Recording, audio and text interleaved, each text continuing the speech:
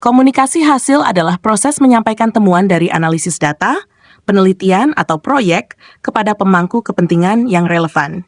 Ini melibatkan penyajian informasi secara jelas, tepat, dan efektif, sehingga penerima pesan dapat memahami dan menggunakan hasil tersebut untuk membuat keputusan atau mengambil tindakan. Komunikasi yang baik tidak hanya mencakup penyajian data mentah, tetapi juga interpretasi, kesimpulan, dan rekomendasi yang relevan. Pentingnya komunikasi hasil. 1. Informasi yang dapat dipahami, membantu pemangku kepentingan memahami hasil analisis sehingga mereka dapat membuat keputusan yang lebih tepat. Rekomendasi yang berbasis data, menyediakan rekomendasi yang didasarkan pada data yang valid dan analisis yang baik, membantu dalam perencanaan dan strategi. Kolaborasi yang efektif. Berbagi pengetahuan, mendorong berbagi informasi dan hasil antar tim atau departemen yang dapat meningkatkan kolaborasi dan inovasi. Memastikan keselarasan, membantu memastikan bahwa semua pihak yang terlibat dalam proyek atau penelitian memiliki pemahaman yang sama tentang hasil dan langkah selanjutnya. Transparansi dan akuntabilitas. Memastikan transparansi. Dengan menyajikan hasil secara terbuka dan jelas, organisasi dapat membangun kepercayaan di antara pemangku kepentingan. Akuntabilitas, membantu dalam mempertanggungjawabkan keputusan yang dibuat berdasarkan hasil analisis. Elemen kunci dalam komunikasi. Hasil pemahaman audiens.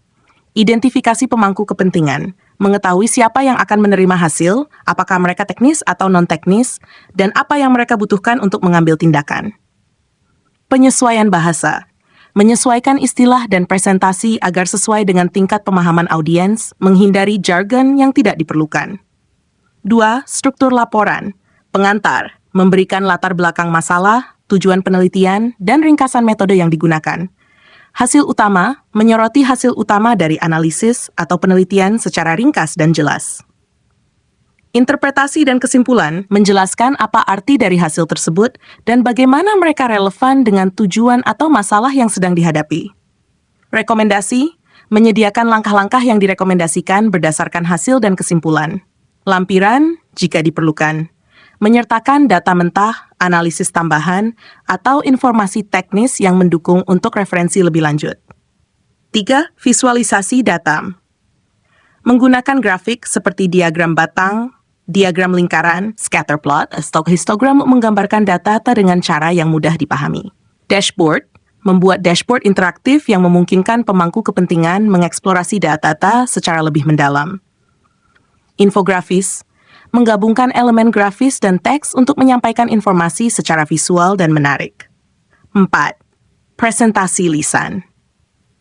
Menyusun presentasi dengan narasi yang logis dan koheren, memandu audiens melalui temuan utama dan kesimpulan. Penggunaan visual, mendukung presentasi dengan visual yang memperkuat poin utama tanpa membebani dengan detail berlebihan. Engagement, mengajak audiens untuk berpartisipasi dengan tanya jawab atau diskusi untuk memastikan pemahaman dan memfasilitasi klarifikasi. 5. Umpan balik dan penyesuaian. Respon terhadap pertanyaan, menyediakan jawaban yang jelas dan informatif terhadap pertanyaan atau kekhawatiran dari audiens. Penyesuaian komunikasi. Jika hasilnya tidak dipahami dengan baik, siap untuk menyajikan kembali atau memberikan penjelasan tambahan. Contoh penerapan komunikasi. Hasil. Di tempat kerja. Laporan kinerja. Mengomunikasikan hasil kinerja tim kepada manajemen dengan menyertakan visualisasi tren utama, metrik keberhasilan, dan rekomendasi untuk peningkatan. Hasil analisis pasar, menyampaikan hasil analisis pasar kepada tim pemasaran dan penjualan dengan fokus pada tren konsumen dan peluang pasar baru, menggunakan grafik untuk menggambarkan data. 2. Dalam pendidikan, laporan prestasi siswa, menyajikan hasil prestasi siswa kepada orang tua dan guru, dengan menggunakan grafik dan statistik yang jelas, serta menyarankan area untuk peningkatan. Evaluasi program pendidikan, melaporkan hasil evaluasi program kepada dewan sekolah atau pemangku kepentingan lainnya dengan fokus pada efektivitas program dan saran untuk pengembangan lebih lanjut. 3. Dalam penelitian akademis, menyusun makalah yang memaparkan temuan penelitian dengan struktur yang jelas, mendukung hasil dengan data visual, dan menyediakan diskusi tentang implikasi penelitian. Presentasi konferensi, Mengkomunikasikan hasil penelitian kepada komunitas akademik melalui presentasi lisan, didukung oleh visualisasi data yang mendalam.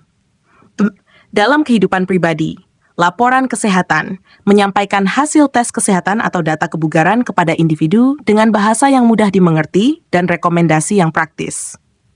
Manajemen keuangan menyusun laporan keuangan pribadi yang menggambarkan pengeluaran, pemasukan, dan peluang tabungan, serta memberikan saran untuk pengelolaan keuangan yang lebih baik. Kesimpulan, komunikasi hasil adalah proses kritis dalam memastikan bahwa temuan dari analisis atau penelitian dapat digunakan secara efektif oleh pemangku kepentingan. Dengan memahami audiens, menggunakan visualisasi yang tepat, menyusun laporan atau presentasi yang terstruktur, dan responsif terhadap umpan balik, Anda dapat menyampaikan hasil yang jelas, informatif, dan berdampak. Komunikasi hasil yang efektif memungkinkan informasi yang kompleks menjadi mudah dimengerti dan diterapkan, sehingga mendukung pengambilan keputusan yang lebih baik dan tindakan lebih efektif. Demikian, semoga bermanfaat.